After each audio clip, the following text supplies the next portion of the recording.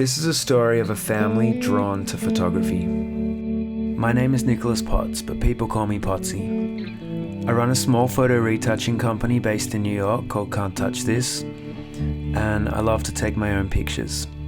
I moved to London and then New York working as a photo retoucher and a digitech for the world's top fashion photographers. But I've been shooting personal work at every opportunity. Photography for me is all about capturing fleeting moments in time, searching for beauty that can be frozen and experienced forever. My dad's a fashion photographer and commercial director. He shot for Vogue, all kinds of Australian publications. He had a particular style that stood out from other people. He loved the kind of shallow depth of field, sexy, reportage-y, black and white photography. And my great uncle David Potts is a well-known documentary photographer from his work through the 50s and 60s.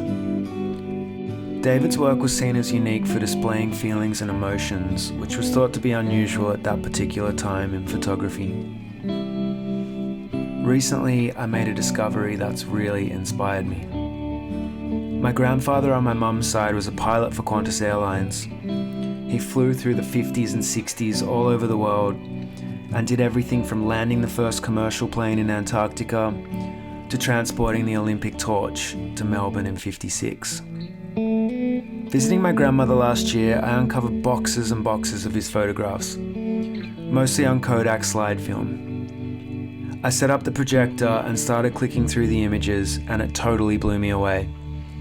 We had another photographer in the family and we didn't even know it. Clicking through the slides on the projector, I could see he had an incredible eye.